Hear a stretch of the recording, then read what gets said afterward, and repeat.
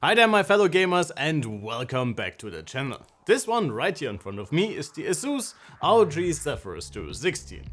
It does not only come with two screens, but also the fastest mobile GPU and the fastest mobile CPU you can get your hands on right now. After we have already dissected the brain of this one, AMD's latest Dragon Range Ryzen 9 7945HX in another video, it's time to see if all the remaining qualities of the Zephyrus make for an excellent gaming laptop experience. In addition to Team Red's latest mobile powerhouse, our review unit is equipped with Nvidia's top dog, the laptop RTX 4090, 32 GB of RAM and a 2TB NVMe SSD. In the display department, the Zephyrus offers a lot as well. The main screen is a QHD+ 16x10 mini LED backlit panel running at a snappy 240Hz, and the pen-enabled touchscreen above the keyboard is the same half 4K panel as we have seen in the 2022 version.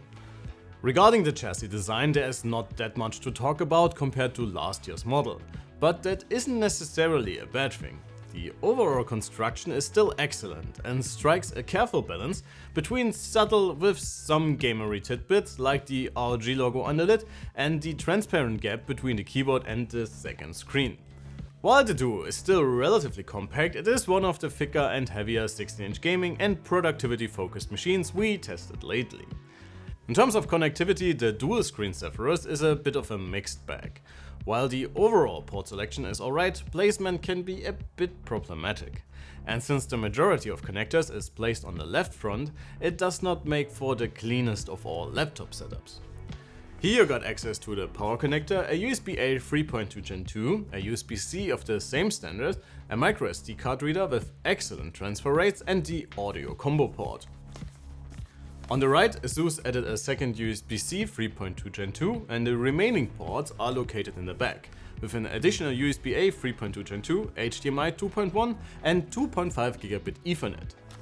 While both USB-Cs support DisplayPort signals, only the left one can charge the laptop, and none of them offer USB 4 even though the CPU should support it natively. In addition to the fast wired network connection, wireless transfers have been speedy and stable throughout our testing. While there's a screw hidden underneath a glued rubber pad in the center of the button panel, getting inside the Duo is still relatively easy.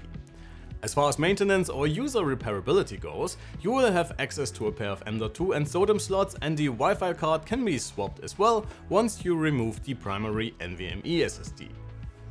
Both the keyboard and touchpad are decent in their functionality, but due to the second screen, their placement does not make for the most ergonomic of typing positions. So while the keyboard offers solid travel and tactility, typing on the Duo on your lap or with limited desk space can be challenging. It does ship with a rubber palm rest to somewhat mitigate the problem, but that is just a trade-off you must make when going for the dual screen gamer. The same holds true for the touchpad. Having a portrait orientation on a horizontal screen will take some time to get used to, but in general it works well and can also be used as a numpad should you need it. Apart from the updated internals, Asus also changed quite a bit in the display department. Before we get to the main star of the show, let me quickly run you through the specs for the second display. It is still the same 3840 by 1100 resolution, but comes with a glossy coating this time around. I cannot really understand the reasoning behind this, since you now have to deal with reflections a lot more often than before. But who knows.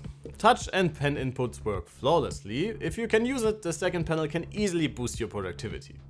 Above the smaller screen, Asus opted for a matte QHD+ panel this time around. While last year's Zephyrus Duo came with a dual mode display very much like the latest Blade 16, minus the mini LED backlight, you have to live with the compromise of a lower resolution but a much snappier 240Hz refresh rate. While a 4K display would have looked a little crisper compared side by side, QHD at 16-inch is more than enough in my opinion. And this display's overall specs and performance are simply impressive. Brightness numbers both in SDR and HDR are excellent, and so are contrast and brightness distribution. Color gamut coverage and color reproduction are excellent from the factory, and in stark contrast to the before mentioned plate we reviewed earlier on the channel, you can choose between different color profiles. and in addition ROG is the only company for now giving you the option to toggle between multi and single zone backlight. This lets you use the Zephyrus for professional color grading for photos and videos without a problem, making the Duo a great choice for the traveling content creators. Gamers will benefit from this one as well. Snappy response times paired with the fast refresh rate will give you a competitive edge in fast-paced games, while the excellent HDR performance is boosting visuals across all genres. In general, this might be one of the best displays you can currently get in this form factor, combined with robust software support to make it easily suitable to your specific workflow, should you also use the Duo for work. Alright folks, let's talk performance. Since we have a dedicated video about the AMD Ryzen 7945HX in this one, I will keep it short in the CPU department. The 16-core Dragon Range chip is an absolute beast and is giving Intel a run for its money, not only in raw CPU grunt, but it can also be somewhat efficient while doing so. In addition to the video link somewhere up here, please also have a look at our detailed written performance analysis of the 7945HX that we have been able to put together while testing this one and the just released ROG Strix Scar 17. And please be sure to subscribe so you do not miss the full review coming for this one really soon as well. With the CPU out of the way, let's have a look at the RTX 4090. While Asus claims the high-end mobile chip runs at 175 watts, this is only possible in manual mode, which has to be activated separately in the Armoury Crate software. In the standard turbo profile, the chip is allowed a total of 155 watts, which was also the profile we used for most of our testing. I will still give you an example of what to expect when maxing out the GPU in our noise samples later in the video. In general, the 4090 sits in the middle of the pack for all the laptops we tested so far running the same chip, in our synthetics rating and in more creative focused workloads like Blender for example. Gaming performance is impressive as well, and in some titles the Zephyrus can outperform even much faster 4090s, while in others it provides numbers on par with our synthetic tests. For those of you hoping the AMD CPU would shake things up in games, you will be hard pressed to notice a huge difference between a 4090 being fed with frames by either Intel or Team Red Silicon. We tested a bunch of games for you both in 1080p and QHD, so you can get an idea of what to expect from the fancy dual screen notebook.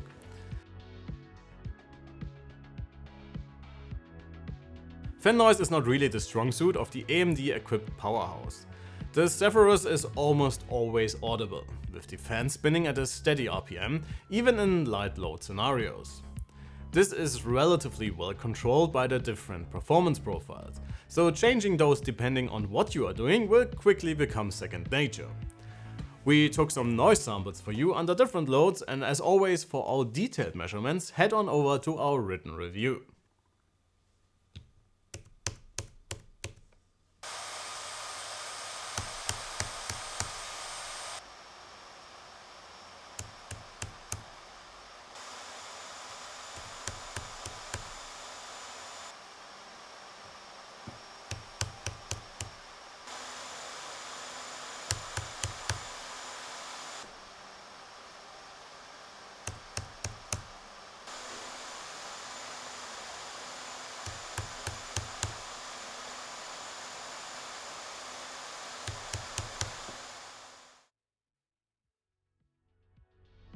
Alright, before we wrap things up, let's talk battery life. And I would love to tell you guys that AMD and Asus were able to put the better efficiency to good use for some extra stamina. But I do not want to lie to you, and unfortunately the Zephyrus cannot really keep up with the high-end Intel competition, even with the display at 60Hz and the second screen turned off. We have not been able to get more than 4 hours out of the 90 Wh battery. If this is due to the new mini LED panel or some early problems with AMD's new platform, well, we can't be sure for now, so do not expect any miracles when opting for one of these. So, all things considered, is the Zephyrus Duo a concept that works? Well, if you are someone who looks at this and can immediately come up with use cases for the second screen, and if you do not mind the compromises that come with such a setup, then yes, absolutely. Not only do you get a lot more screen real estate, but you also get one of the fastest mobile CPU platforms with very decent GPU performance as well. The 4090 in here might not be the fastest around, but it's still an impressive performance uplift to everything available last year. It is also ridiculously expensive, so you might want to check out the RTX 4080 SKU that is available as well. You can check updated prices through the links in the description.